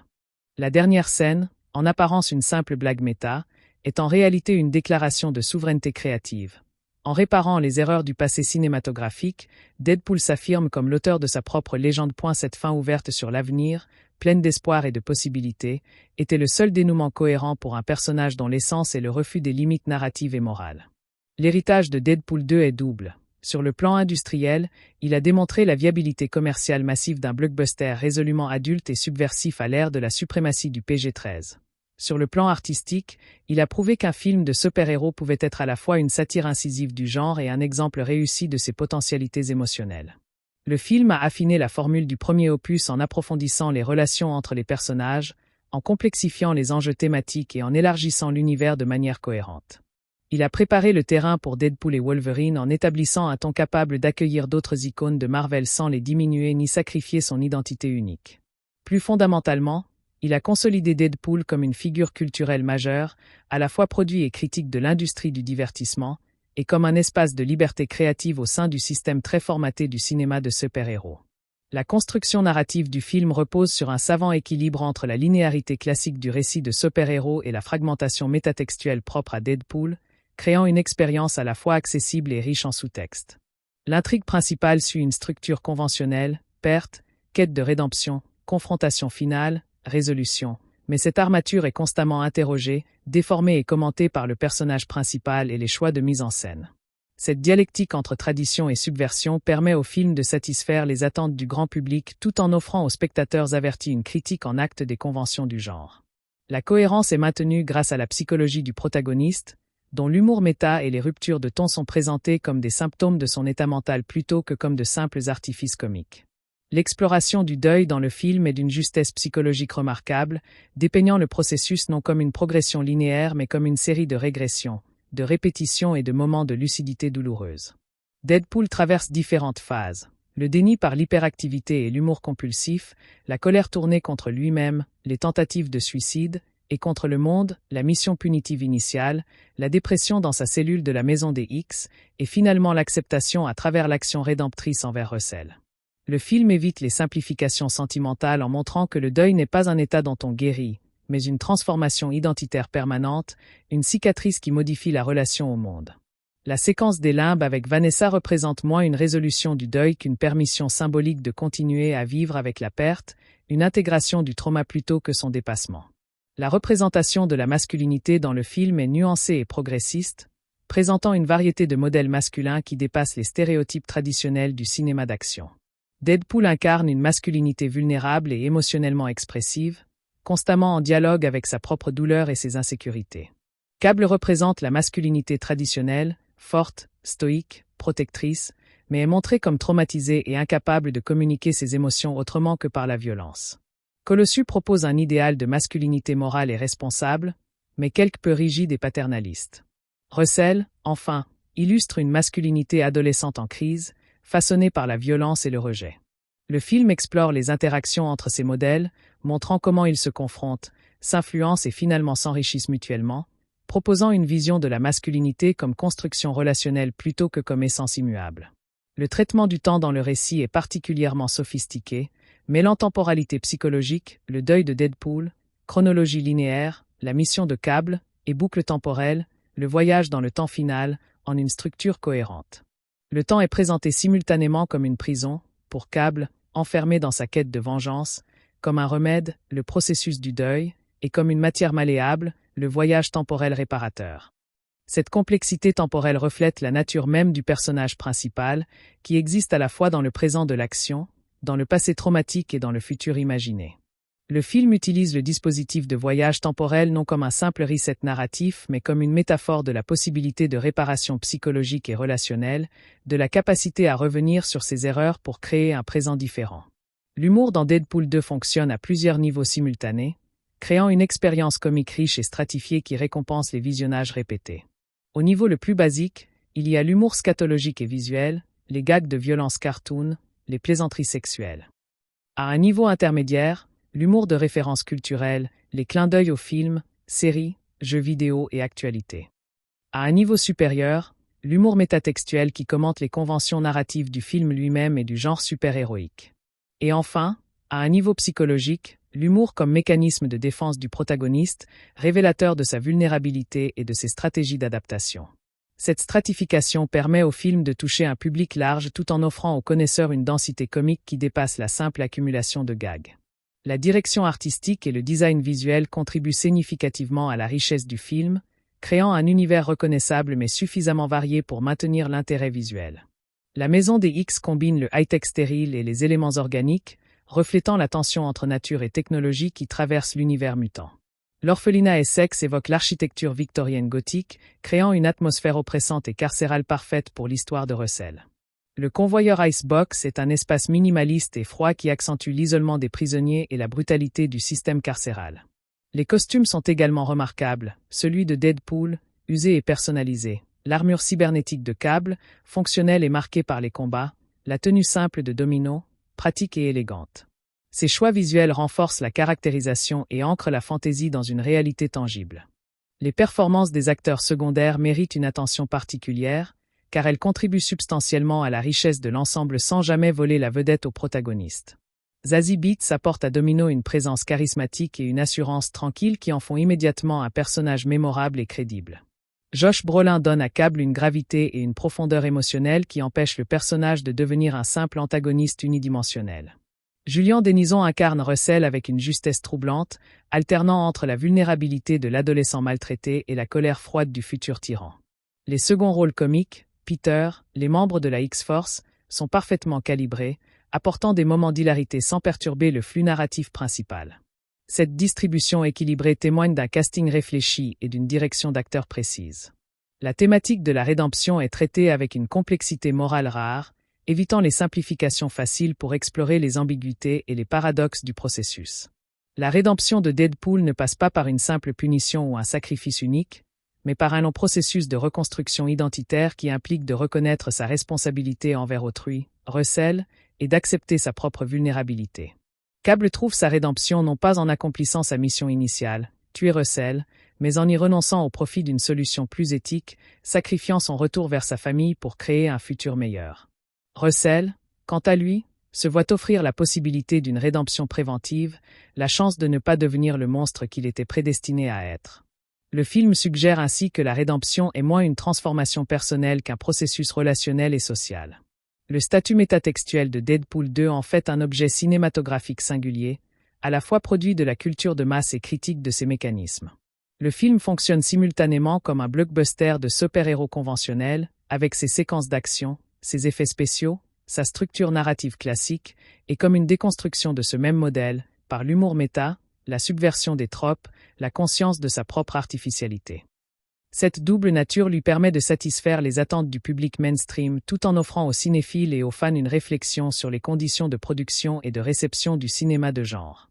Plus qu'un simple film, Deadpool 2 est un discours sur le cinéma, une performance de la relation entre le texte, ses créateurs et son audience. L'utilisation des caméos et des références culturelles dépasse le simple fanservice pour devenir un langage narratif à part entière, une manière de situer le film dans un paysage médiatique spécifique. Chaque référence fonctionne comme un hyperlien culturel qui enrichit la signification des scènes pour ceux qui les décodent, créant des communautés interprétatives basées sur le capital culturel partagé. Ces références construisent également une temporalité complexe, mêlant la contemporanéité des blagues sur l'actualité à la nostalgie des allusions aux années 80 à 90, reflétant l'identité hybride du personnage lui-même. En intégrant ainsi la culture populaire à sa substance narrative, le film se présente comme un artefact de son époque, un miroir déformant mais révélateur des obsessions et des modes de consommation culturelle du début du XXIe siècle. La question de l'identité est centrale dans le film, explorée à travers plusieurs prismes complémentaires, l'identité mutante, la différence comme stigmate ou comme pouvoir, l'identité post-traumatique, la reconstruction de soi après un choc, l'identité narrative, le personnage comme construction fictionnelle, et l'identité professionnelle, Deadpool comme mercenaire, héros, ami. Wade Wilson doit réinventer son identité après la perte de Vanessa, passant de l'amant épanoui au veuf désespéré, puis au mentor maladroit, et finalement au membre d'une famille choisie. Cable lutte avec une identité déchirée entre le soldat du futur et le père en deuil, entre la machine de guerre et l'être humain. Russell, enfin, est aux prises avec une identité en formation, tiraillée entre la victime et le bourreau, entre l'enfant maltraité et le mutant puissant. Le traitement de la technologie dans le film est ambivalent, présenté à la fois comme une source de pouvoir, la cybernétique de Cable, les équipements de la X-Force, et comme une menace déshumanisante, l'orphelinat comme institution technocratique, le convoyeur comme machine carcérale. La cybernétique de Cable est particulièrement intéressante. Elle est montrée comme fonctionnelle et intégrée à son corps, mais aussi comme le signe visible de ses traumatismes et de sa transformation en arme vivante. Cette représentation contraste avec l'organicisme des pouvoirs mutants, la régénération de Deadpool, la pyrokinésie de Russell, la chance de Domino, suggérant une tension entre nature et artifice qui traverse tout l'univers des X-Men. Le film semble finalement privilégier une vision où la technologie doit être au service de l'humain plutôt que l'inverse, comme en témoigne l'usage réparateur du dispositif temporel de Cable. La dimension politique du film, bien que rarement explicite, est perceptible dans sa critique des institutions autoritaires et sa représentation des marginaux. L'orphelinat Essex fonctionne comme une microsociété totalitaire où la discipline est maintenue par la violence et l'humiliation, une allégorie des systèmes éducatifs ou carcéro-répressifs. La rébellion de Russell peut être lue comme une révolte contre l'oppression institutionnelle, même si ses méthodes posent problème. Le film montre également une certaine sympathie pour les exclus et les inadaptés, présentant sa bande de héros comme une communauté alternative fondée sur l'entraide et l'acceptation des différences. Cette dimension politique reste cependant subordonnée aux impératifs narratifs et comiques, évitant le militantisme explicite au profit d'une critique implicite mais perceptible. Le rapport à la tradition super-héroïque est constamment réinterrogé, le film se positionnant à la fois comme héritier et comme critique du genre. Il reprend des éléments classiques, la quête de rédemption, le mentorat, le sacrifice héroïque, le voyage dans le temps, mais les soumet à un traitement ironique qui en expose les conventions et les limites. Cette attitude ambivalente permet au film d'honorer la tradition tout en revendiquant son originalité, d'utiliser les codes du genre tout en affirmant sa distance critique. Deadpool 2 ne rejette pas le super-héroïsme, il propose une version alternative, plus cynique, plus vulnérable, plus consciente de ses propres contradictions, mais finalement tout aussi engagée dans les valeurs fondamentales de courage, de sacrifice et de protection des innocents. L'écriture des dialogues mérite une analyse spécifique, car elle constitue l'une des principales innovations du film par rapport aux standards du genre. Le style verbal de Deadpool combine un flux de conscience hyperactif, une culture pop éclectique, un humour absurde et des moments de vulnérabilité sincère, créant une voix unique immédiatement reconnaissable. Les autres personnages ont des registres distincts qui contrastent avec le sien. Le sérieux sentencieux de Cable, le laconisme cool de Domino, l'idéalisme naïf de Colossus, le mutisme rageur de Russell. Ces différences de registres créent des dynamiques comiques et dramatiques riches, permettant des échanges qui font avancer l'intrigue tout en révélant la psychologie des personnages. Le film maîtrise également l'art du sous-texte, où ce qui n'est pas dit est souvent aussi important que ce qui est exprimé. La construction des séquences d'action est remarquable par son intelligibilité et sa variété, évitant la confusion visuelle qui affecte souvent les films du genre. Chaque combat a une géographie claire, une progression logique et un style propre. Le combat dans la cellule est confiné et brutal, la poursuite du convoyeur est dynamique et inventive, l'affrontement avec le Juggernaut est épique et destructeur. David Leitch utilise son expérience de chorégraphe pour créer des mouvements fluides et crédibles, privilégiant les plans larges et les prises longues qui permettent d'apprécier la performance physique des acteurs et des cascadeurs. Les actions sont toujours au service de la caractérisation.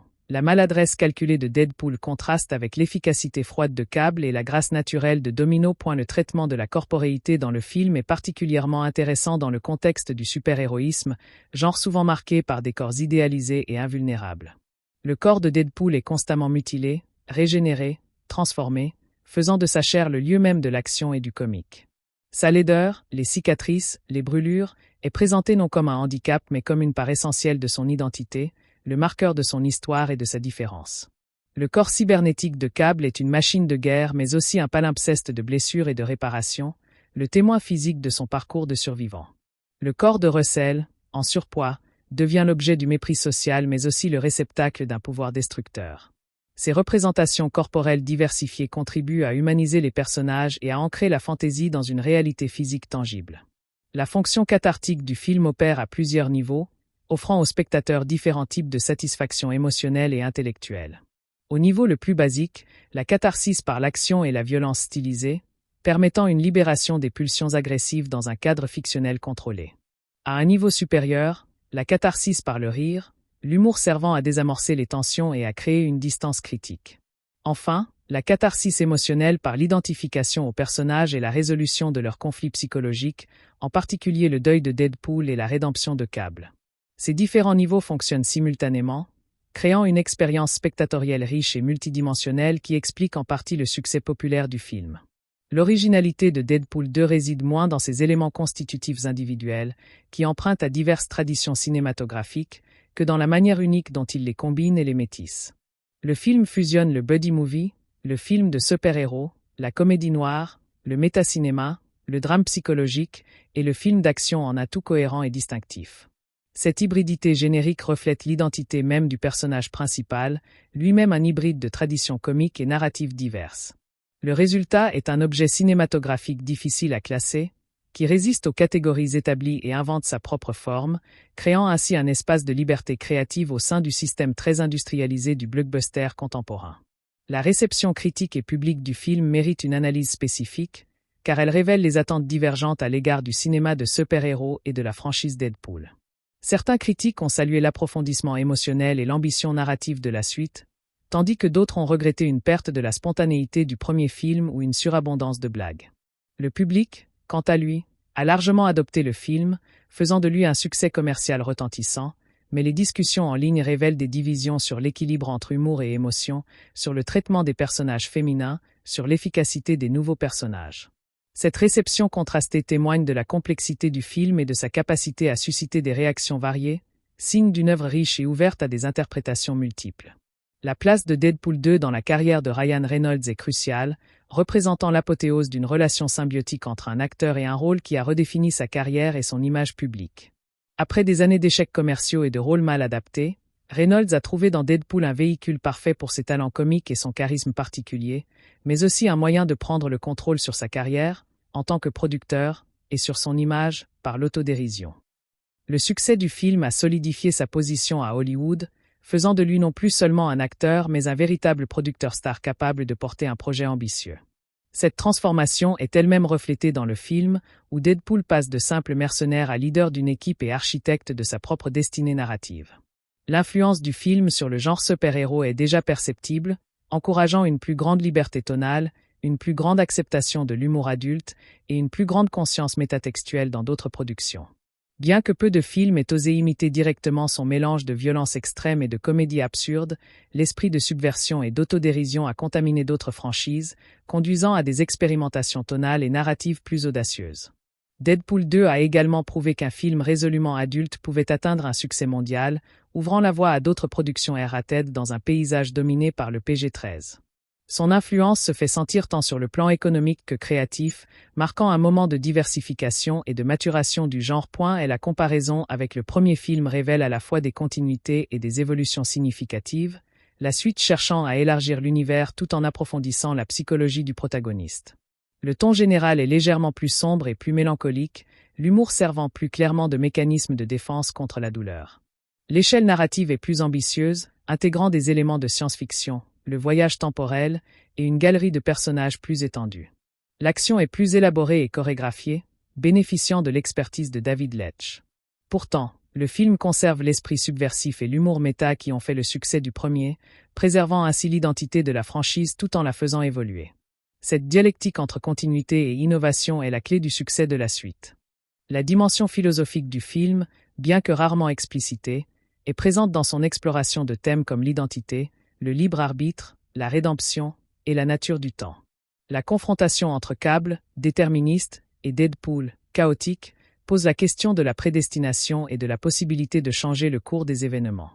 Le sacrifice de Deadpool interroge la nature de l'héroïsme et les limites de la responsabilité envers autrui. Le voyage temporel final explore la possibilité de réparer le passé et de créer des futurs alternatifs.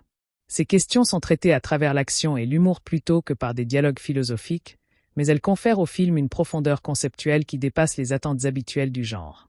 Le traitement de la mort dans le film est particulièrement complexe, oscillant entre la trivialité cartoon, les morts de la X-Force, et la gravité existentielle, la mort de Vanessa, le sacrifice de Deadpool. Cette dualité reflète la position unique du personnage principal, à la fois immortel et profondément marqué par la mortalité de ses proches.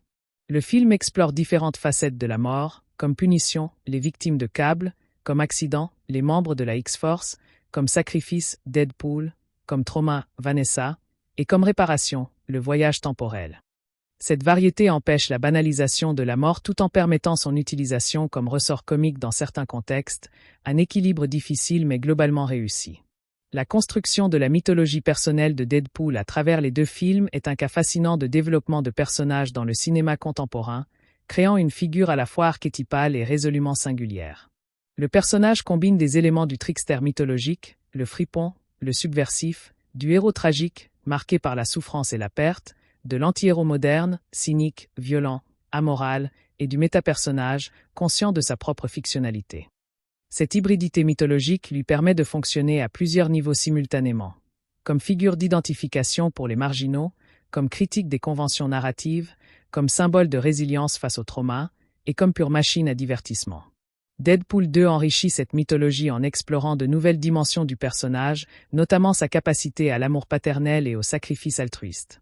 La question du public cible et de la réception différentielle mérite réflexion, car le film semble s'adresser simultanément à plusieurs audiences aux attentes parfois contradictoires. Les fans de comics apprécient les références précises et la fidélité à l'esprit du personnage. Les amateurs de cinéma d'action admirent les séquences chorégraphiées par David Leitch. Les cinéphiles sensibles au métacinéma jouissent des ruptures du quatrième mur et de la déconstruction des tropes. Le grand public cherche avant tout le divertissement comique et spectaculaire.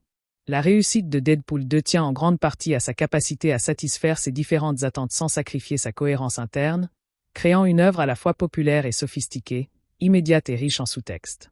En définitive, Deadpool 2 représente une réussite rare dans le paysage du cinéma de super-héros contemporain.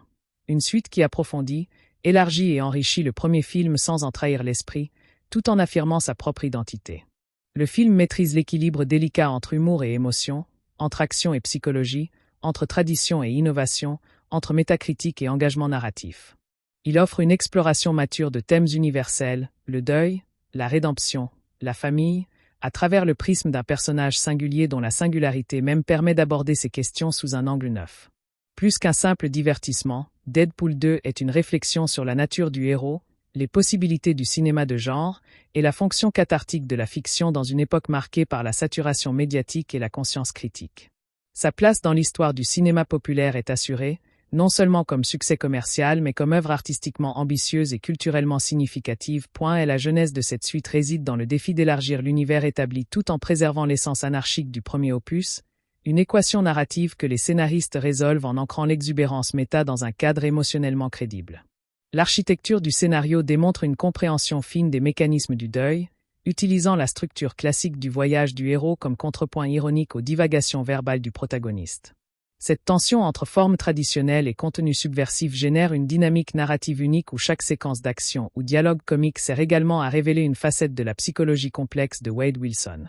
Le film opère une synthèse remarquable entre l'héritage des comics underground des années 90 et les exigences du blockbuster contemporain, créant un objet culturel hybride qui parle simultanément aux initiés et au grand public.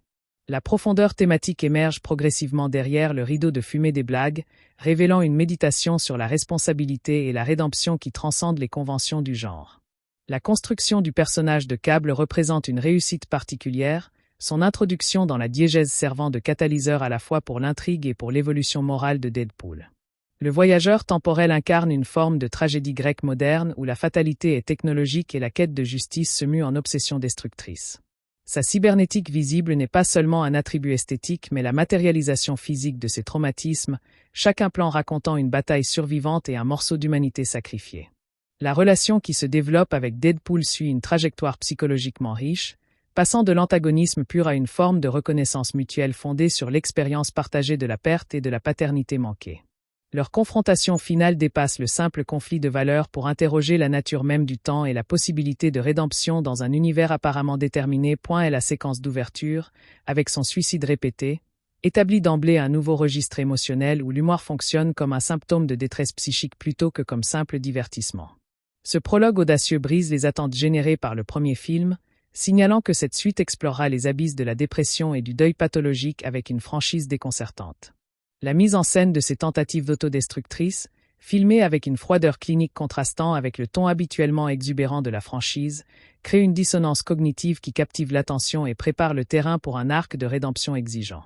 Le choix de localiser cette scène dans un conteneur métallique abandonné fonctionne comme une métaphore visuelle puissante de l'isolement émotionnel du personnage, enfermé dans la prison de sa propre douleur. Cette introduction démontre la volonté des créateurs de prendre des risques narratifs significatifs, refusant la simple répétition de la formule précédente au profit d'une exploration plus ambitieuse de la psyché de leurs protagonistes.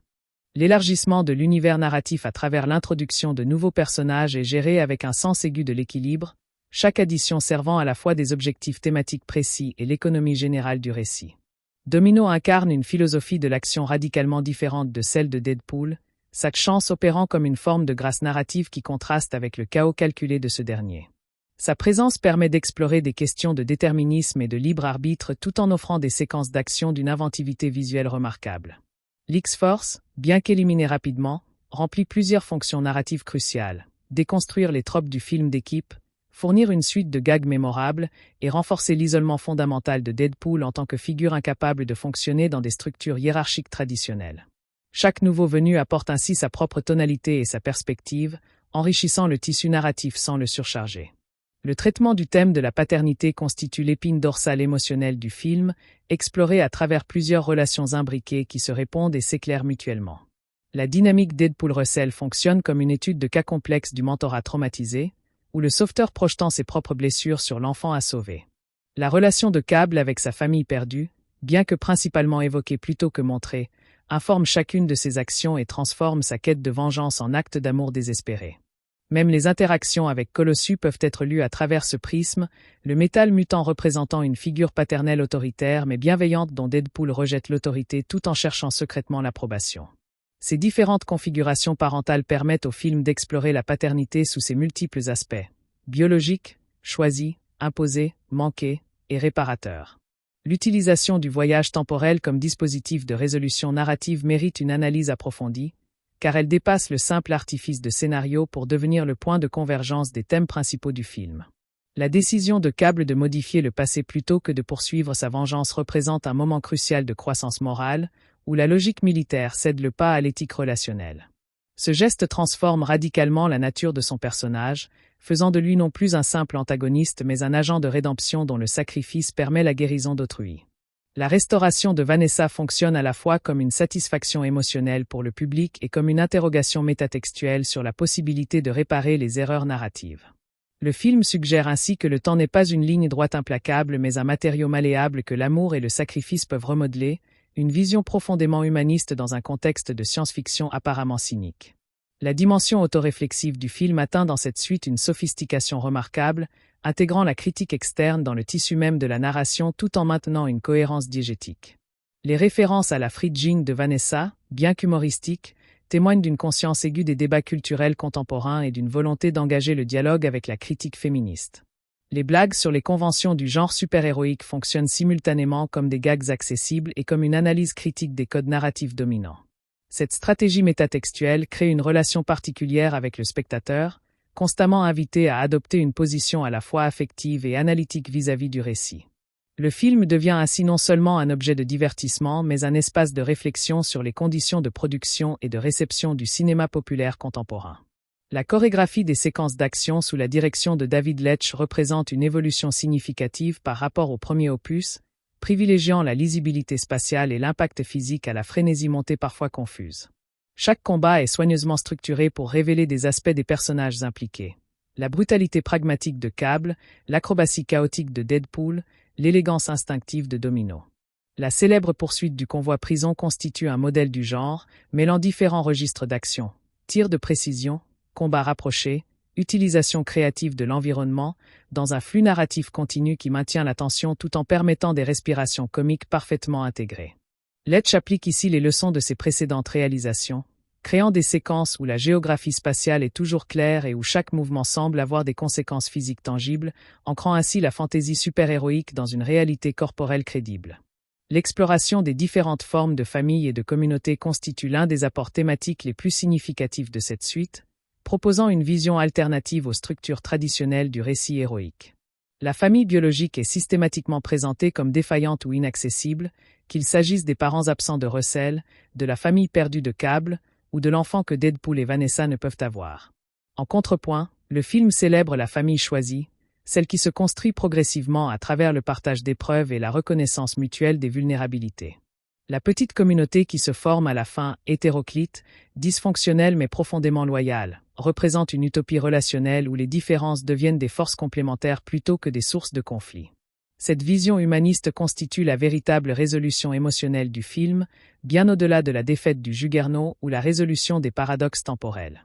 Le traitement de la violence dans le film est différencié selon les personnages et les contextes, servant à la fois de langage expressif et de commentaires sur leur psychologie respective.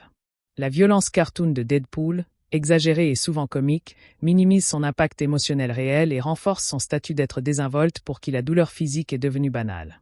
La violence de Cable est froide, précise, utilitaire, reflétant sa formation militaire et sa focalisation obsessionnelle sur son objectif. La violence de Russell est chaotique, émotionnelle, incontrôlée, l'expression directe d'une rage longtemps réprimée.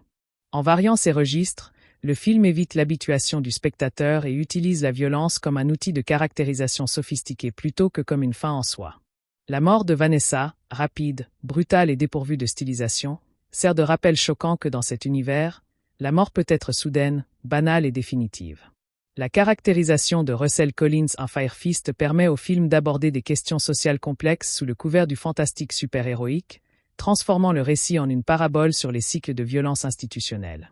Son parcours illustre la manière dont les systèmes censés protéger les vulnérables peuvent devenir des machines à produire de la colère et du ressentiment, l'orphelinat Essex fonctionnant comme une microsociété autoritaire où la cruauté est méthodiquement administrée.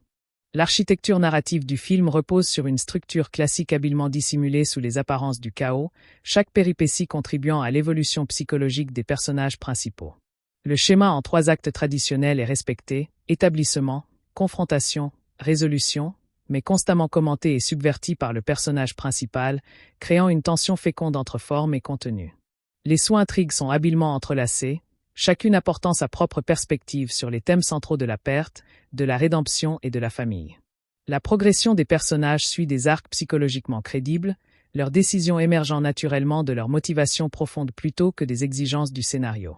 Cette solidité structurelle permet au film de supporter le poids de ses nombreuses digressions comiques et références culturelles sans jamais perdre le fil narratif principal. Le traitement du corps et de la corporéité dans le film constitue l'un de ses aspects les plus novateurs dans le contexte du cinéma de super-héros, genre traditionnellement marqué par des corps idéalisés et invulnérables. Le corps de Deadpool, constamment mutilé et régénéré, devient le lieu même de l'action et du comique, sa chair servant de surface d'inscription pour ses traumatismes et ses transformations. Sa laideur, cicatrices, brûlures, est présentée non comme un handicap mais comme une partie essentielle de son identité, le marqueur visible de son histoire et de sa différence. Le corps cybernétique de Cable est une machine de guerre mais aussi un palimpseste de blessures et de réparations, le témoin physique de son parcours de survivant. Ces représentations corporelles diversifiées contribuent à humaniser les personnages et à ancrer la fantaisie super-héroïque dans une réalité physique tangible et parfois douloureuse. L'utilisation de la musique et des chansons participe activement à la construction du ton et à la caractérisation psychologique, opérant un contrepoint constant entre l'émotion brute et son traitement ironique. Le choix de ballades des années 80, All Out of Love, T'es qu'on me, pendant des scènes de violence ou de désespoir crée un humour par anachronisme qui est devenu une signature de la franchise, tout en révélant la sensibilité nostalgique et kitsch de Deadpool. L'utilisation de Tomorrow de la comédie musicale Annie lors des tentatives de suicide est particulièrement brillante, associant l'espoir naïf d'une chanson pour enfants à l'acte ultime de désespoir, résumant toute l'ambivalence du personnage. Ces choix musicaux ne sont jamais décoratifs. Ils commentent l'action, révèlent l'état d'esprit des personnages et participent à la déconstruction des codes émotionnels du cinéma de genre, créant ainsi une expérience audiovisuelle cohérente et distinctive. La dimension politique du film, bien que rarement explicite, est perceptible dans sa critique des institutions autoritaires et sa représentation empathique des marginaux et des exclus. L'orphelinat Essex fonctionne comme une allégorie des systèmes répressifs où la discipline est maintenue par la violence et l'humiliation, une critique implicite des institutions carcérales et éducatives dysfonctionnelles. La rébellion de Russell peut être lue comme une révolte contre l'oppression institutionnelle, même si ses méthodes posent des questions éthiques complexes. Le film montre également une sympathie marquée pour les figures en marge de la société, présentant sa bande de héros comme une communauté alternative fondée sur l'entraide et l'acceptation des différences. Cette dimension politique reste cependant subtile et subordonnée aux impératifs narratifs et comiques, évitant le militantisme explicite au profit d'une critique implicite mais néanmoins perceptible pour les spectateurs attentifs. Le rapport à la tradition super-héroïque est constamment réinterrogé et réinventé, le film se positionnant à la fois comme héritier légitime et comme critique impitoyable des conventions du genre. Il reprend des éléments narratifs classiques, la quête de rédemption, le mentorat, le sacrifice héroïque, le voyage dans le temps, mais les soumet à un traitement ironique qui en expose les mécanismes et les limites. Cette attitude ambivalente permet au film d'honorer la tradition tout en revendiquant son originalité, d'utiliser les codes du genre tout en affirmant sa distance critique. Deadpool 2 ne rejette pas le super-héroïsme dans son ensemble, il propose plutôt une version alternative, plus cynique, plus vulnérable, plus consciente de ses propres contradictions, mais finalement tout aussi engagée dans les valeurs fondamentales de courage, de sacrifice et de protection des plus faibles. L'écriture des dialogues mérite une analyse spécifique, car elle constitue l'une des principales innovations du film par rapport aux standards souvent convenus du genre super-héroïque. Le style verbal de Deadpool combine un flux de conscience hyperactif, une culture pop éclectique, un humour absurde et des moments de vulnérabilité sincère, créant une voix unique immédiatement reconnaissable. Les autres personnages possèdent des registres distincts qui contrastent délibérément avec le sien. Le sérieux sentencieux de Cable, le laconisme cool de Domino, l'idéalisme naïf de Colossus, le mutisme rageur de Russell. Ces différences de registres créent des dynamiques comiques et dramatiques riches, permettant des échanges qui font avancer l'intrigue tout en révélant la psychologie des personnages. Le film maîtrise également l'art du sous-texte, où ce qui n'est pas dit est souvent aussi important que ce qui est exprimé, créant ainsi une profondeur psychologique rare dans le genre. La construction des relations entre les personnages secondaires est gérée avec une économie et une efficacité remarquables, chaque interaction apportant sa contribution à la thématique générale sans jamais alourdir le récit. La relation entre Negasonic Teenage Warhead et Yukio, bien que rapidement esquissée, offre une représentation positive et naturelle d'un couple LGBTQ+, sans didactisme. Les échanges entre Colossus et Deadpool approfondissent leur relation de mentor-élève renversé, explorant les limites de l'idéalisme héroïque face à la réalité complexe du monde. Même les membres éphémères de l'X-Force reçoivent des moments de caractérisation significatifs qui rendent leur disparition ultérieure aussi hilarante que surprenante. Cette attention portée aux personnages secondaires contribue à créer un univers riche et crédible, où chaque individu possède sa propre existence en dehors de sa fonction narrative immédiate. L'exploration des différentes temporalités et de leur interaction constitue l'une des dimensions les plus sophistiquées du film, créant une réflexion métaphysique sous le couvert du divertissement populaire. Le temps psychologique du deuil, cyclique, répétitif, s'oppose au temps linéaire de la vengeance, Cable, au temps chaotique de l'action, Deadpool, et au temps réversible du voyage temporel. Ces différentes conceptions du temps correspondent à des visions du monde et à des stratégies existentielles spécifiques, dont la confrontation génère une grande partie du conflit dramatique.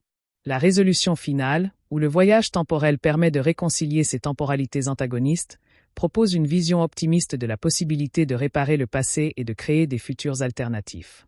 Cette complexité temporelle élève le film au-delà des simples considérations de logique narrative pour en faire une méditation sur la nature du changement et de la permanence.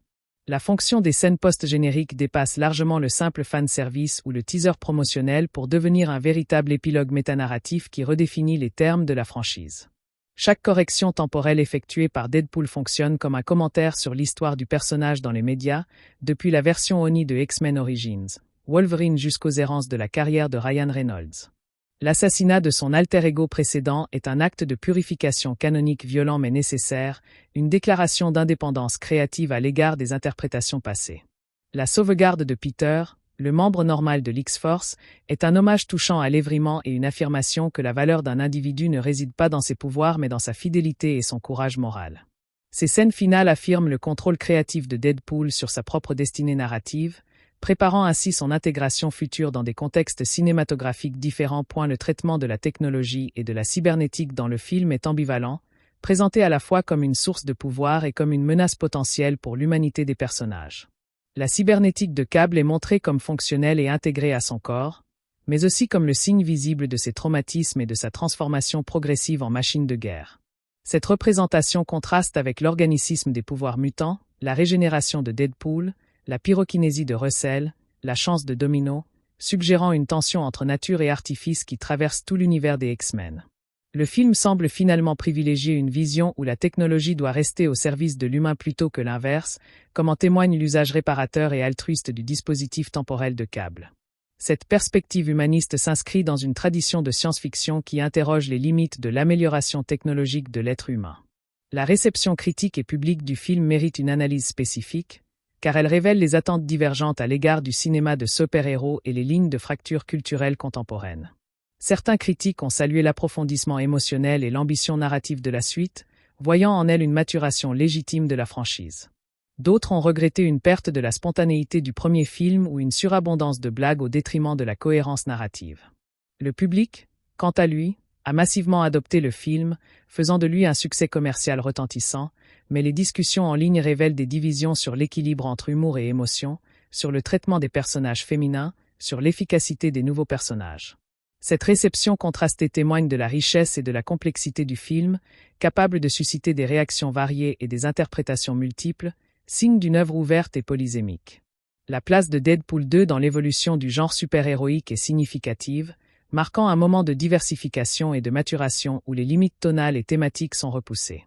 Le film a démontré qu'un blockbuster résolument adulte pouvait atteindre un succès mondial majeur, ouvrant la voie à d'autres productions R-rated dans un paysage dominé par le PG-13. Il a également légitimé l'utilisation de l'humour méta et de l'autoréférentialité comme stratégie narrative centrale plutôt que marginale. Bien que peu de films aient osé imiter directement son mélange de violence extrême et de comédie absurde, l'esprit de subversion et de conscience critique a contaminé d'autres franchises, conduisant à des expérimentations tonales plus audacieuses. Deadpool 2 représente ainsi un point d'inflexion dans l'histoire récente du cinéma de super-héros, prouvant que l'innovation formelle et thématique peut coexister avec le succès commercial à grande échelle. La comparaison avec le premier film révèle à la fois des continuités essentielles et des évolutions significatives, la suite cherchant délibérément à élargir l'horizon narratif et émotionnel de la franchise. Le ton général est légèrement plus sombre et mélancolique, l'humour fonctionnant plus clairement comme un mécanisme de défense contre la douleur psychique. L'échelle narrative est plus ambitieuse, intégrant des éléments de science-fiction complexes, le voyage temporel, les paradoxes causaux, et une galerie de personnages plus étendue. L'action est plus élaborée et chorégraphiée, bénéficiant de l'expertise spécifique de David Leitch dans le cinéma d'action physique. Pourtant, le film conserve l'esprit subversif, l'humour méta et la relation unique avec le public qui ont fait le succès du premier opus, préservant ainsi l'identité distinctive de la franchise tout en la faisant évoluer de manière significative. Cette dialectique entre continuité et innovation constitue la clé du succès de cette suite particulièrement réussie. La dimension philosophique du film, bien que rarement explicitée dans des dialogues théoriques, est profondément intégrée à sa structure narrative et à ses thèmes centraux. La confrontation entre Cable, déterministe, et Deadpool, chaotique, pose la question classique du libre arbitre face à la prédestination, mais dans les termes spécifiques de la science-fiction contemporaine. Le sacrifice de Deadpool interroge la nature de l'héroïsme et les limites de la responsabilité envers autrui, particulièrement lorsqu'il s'agit d'un individu dont le potentiel destructeur est immense. Le voyage temporel final explore la possibilité de réparer le passé et de créer des futurs alternatifs, une méditation sur le remords et la rédemption. Ces questions sont traitées à travers l'action et l'humour plutôt que par des discours philosophiques abstraits, mais elles confèrent au film une profondeur conceptuelle qui dépasse les attentes habituelles du genre et enrichit considérablement l'expérience de visionnage. Le traitement de la mort et de la mortalité dans le film est particulièrement complexe et nuancé, oscillant entre la trivialité cartoon et la gravité existentielle sans jamais tomber dans l'incohérence tonale. Cette dualité reflète la position unique du personnage principal, à la fois immortel dans son corps et profondément mortel dans ses affections, constamment confronté à la perte de ceux qu'il aime. Le film explore différentes facettes de la mort, comme punition, les victimes de Cable, comme accident absurde, les membres de l'X-Force, comme sacrifice héroïque, Deadpool, comme trauma fondateur, Vanessa, et comme possibilité de réparation, le voyage temporel.